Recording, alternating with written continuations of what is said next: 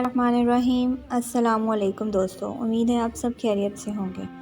امیر المومنین حضرت عمر بن خطاب رضی اللہ تعالیٰ عنہ نے ایک مرتبہ شدید سردی اور تاریک رات میں ایک جگہ آگ روشن دیکھی، چنانچہ آپ وہاں تشریف لے گئے۔ جلیل الاقدس صحابی حضرت عبداللہ بن عوف رضی اللہ تعالیٰ عنہ بھی ہمراہ تھے۔ حضرت عمر رضی اللہ تعالیٰ عنہ نے وہاں ایک عورت کو دیکھا جس کے 3 بچے زور و قطار رو رہے تھے۔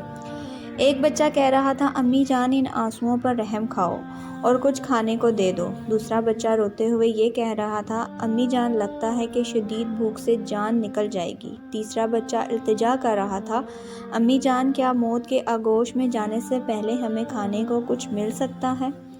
حضرت عمر رضی اللہ تعالیٰ عنہ آ کے پاس بیٹھ گئے اور اس عورت سے پوچھا، اے اللہ کی بندی، تیری اس حالت کا ذمہ دار کون ہے؟ اس عورت نے جواب دیا، میری اس حالت کا ذمہ دار امیر المومنین عمر بن خطاب ہیں۔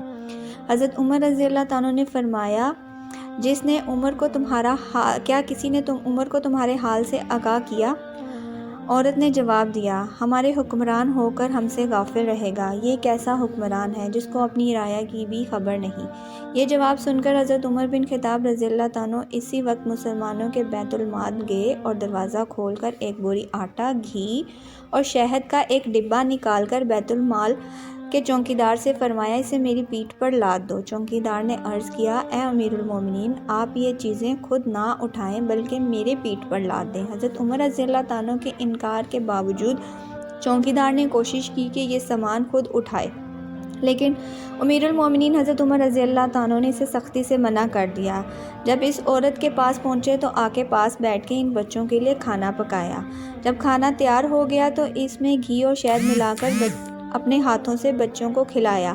یہ منظر دیکھ کر ان بچوں کی ماں کہنے لگی، اللہ کی قسم، مجھ سے خلافت کے عمر سے کہیں زیادہ حقدار اہل حضرت عمر رضی اللہ تعالیٰ نے فرمایا، اللہ کی بندی، کل عمر کے پاس جانا، وہاں میں ہوں گا اور تمہارے معاملات کے متعلق اس سے سفارش کروں گا۔ حضرت عمر رضی اللہ تعالیٰ نے فرمایا، اللہ کی قسم، میں اس وقت تک یہاں سے نہیں جاؤں گا جب تک ان بچوں کو ہنستا ہوا نہ دیکھ لوں، جیسے میں آیا تھا انہیں روتا دیکھا تھا۔ جب اگلے روز سورج طلوع ہوا تو ان بچوں کی ماں دربار خلافت میں حاضر ہوئی۔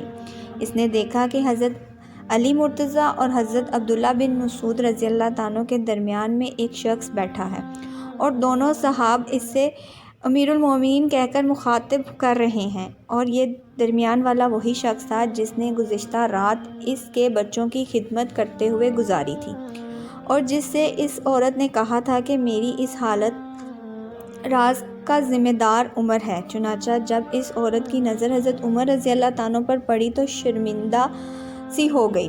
حضرت عمر رضی اللہ تعالیٰ نے عورت سے فرمایا، اللہ کی بندی، تیرا کوئی قصور نہیں، اب بتا تو اپنی شکایت کتنی قیمت میں وہ فروخت کرے گی؟ اس عورت نے عرض کیا، اے امیر المومنین، میں نے آپ کو پہچانا نہیں تھا، مجھے معاف کر دیجئے۔